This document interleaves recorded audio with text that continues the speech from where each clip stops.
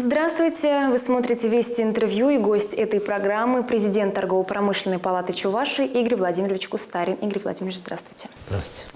Давайте для начала обозначим принцип работы Торгово-промышленной палаты республики. Вот чем он отличается от других общественных организаций, связанных с бизнесом? Вы знаете, особый статус Торгово-промышленной палаты, он появился в 1993 году в связи с тем, что у нас был принят федеральный закон о торгово-промышленных палатах в Российской Федерации. И с этого момента как раз начала развиваться система торгово-промышленных палат.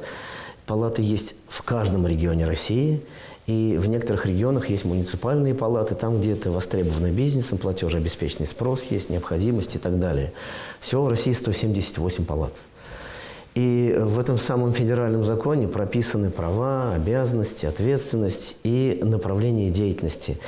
Очень много раз вносились различные изменения, уточнения в этот закон. И сейчас в тело закона прям прописан 26 видов деятельности, которые, значит, имеет право осуществлять палата. И вот я предвижу ваш второй вопрос. Действительно, буквально недавно, значит, палатам еще новые функции добавили. Теперь палаты являются именно организациями инфраструктуры поддержки малого бизнеса. И, значит, и инфраструктура поддержки промышленности. И это прямо прописано в законе. В этом смысле нам это дает право, ну, скажем так, претендовать на некую государственную, искать поддержку, субсидии там, и так далее, и так далее.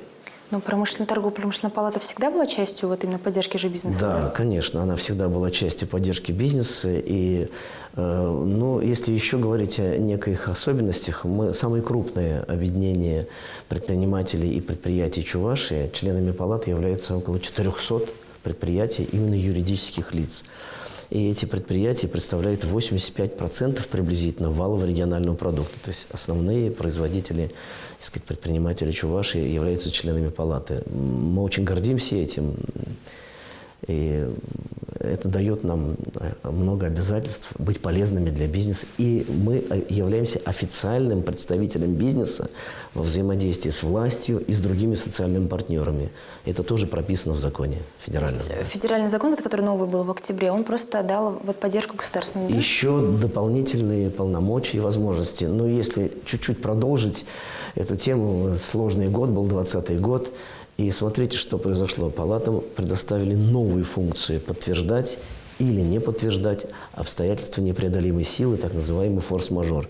У нас было около 500 обращений в палату вот, по этим вопросам в сложное время для бизнеса. И мы все их рассматривали, причем делали это на безвозмездной основе. Это был такой, ну, социальный проект торгово-промышленной палаты по поддержке бизнеса. Игорь Владимирович, вот лицо сегодняшнего бизнеса, какое оно? Очень часто при встречах со студентами, со школьниками задаю в аудитории вот этот вопрос. Быстро, пожалуйста, ответьте, вот какие синонимы вам приходят, значит, в голову, на ум, кто такой предприниматель, что такое предпринимательство. И не буду говорить разные синонимы, но в итоге-то мы сходимся на том, что это созидатель, это работодатель. Это такой человек, делающий, так сказать, создающий благо, ресурсы и так дальше. В конечном итоге это содержание государственного аппарата, это учителя, это врачи, это армия, полиция и так далее, и так далее. Это же все из бюджета, а бюджет-то наполняет предпринимателей, поэтому предприниматель вообще это гордость страны. Ну вот портрет предпринимателя, он как-то изменился, вот вообще, может быть? Я думаю, предприниматель стал посолиднее, поумнее, поопытнее. Потому что, смотрите, у нас предпринимательство... Вот 26 число с чем связано? Почему 26 мая день предпринимательства? Дело в том, что 26 мая 1985 года был принят закон о кооперации. Так сказать, государство решило инициировать, как говорится, активность масс там, и так далее по развитию предпринимательства. И с тех пор, конечно, предприниматель изменился. Сначала было много романтики, много, как говорится, завышенных ожиданий, завышенных, как говорится, самооценки там, и так далее. Да? А потом появились дети у этих предпринимателей. Потом появились внуки, третье поколение там, да, уже предпринимателей. И, естественно, с каждым вот этим, вот, так сказать, поколением какой-то опыт приобретался. Вы знаете, трудно создать бизнес, еще труднее его удержать. И совсем трудно сохранить. Это почему? Это как раз дети, внуки и так далее, и так далее.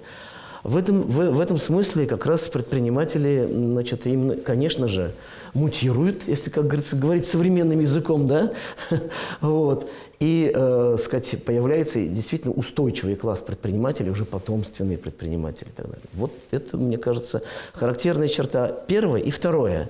Бизнес должен или вширь развиваться, ну, то есть создавать какие-то новые подразделения действующего бизнеса, или по вертикали, то есть услуги, сложные услуги, производство, наверное, там, сеть дилерская, там, ну и так далее, и так далее. Это сложные, это высшие лиги бизнеса, когда или вширь, или по вертикали развивается. И эти процессы идут. Это тоже лицо нынешнего предпринимателя. Предпринимателем рождаются или становятся? Вы знаете, какая-то статистика есть, и это не мои цифры и так далее. Допустим, не очень большой процент населения Земли может выступать именно неким локомотивом, тянуть за собой там, и так далее. Это не значит, что эти люди лучше, другие хуже. У всех разные. Есть же гуманитарии, есть ученые, есть, там, сказать, люди искусства, там, значит, учителя, врачи, это все, да. Но вот особенность предпринимателя – это то, что он готов взять на себя некие риски, ответственность за себя и за своих сотрудников и так далее, и вот тянуть, сказать, за собой какую-то группу людей. Вот ответил я на ваш вопрос или нет? Вот это тоже характерная черта предпринимательства, и не у всех это получается. Нужно знать и законодательство, и основы менеджмента, основы управления, и основы психологии, это взаимоотношения с коллективом, да? Вот. Некое чутье и в хорошем смысле слова авантюризм и оценка рисков, вот этих вот, взвешивание различных факторов и, значит, выработка каких-то решений. То есть и знания, и компетенции, и какие-то навыки, и личные качества, вот это вот все вместе, вот можно сказать, должно быть присуще предпринимателю. Отсутствие чего-либо одного из этих, вот, так сказать, составляющих, наверное, может вызвать сложности в ведении своего дела. Как заручиться поддержкой торгово-промышленной палаты? Очень просто. Мы любим всех, но особенно любим членов палаты, поэтому к нам очень легко вступить, стать членом, и у нас появляется не только как бы такое желание всем помочь, но и обязанности уже возникают, права, ответственность, значит, обязанности и так дальше. Но, в принципе, мы готовы взаимодействовать со всеми, и мы очень рады тому, когда к нам приходят новые клиенты, новые партнеры, новые коллеги, и мы стараемся сделать все для них так, чтобы они остались с нами на длительное время. Игорь Владимирович, большое спасибо за беседу. Это была программа «Вести интервью». До встречи.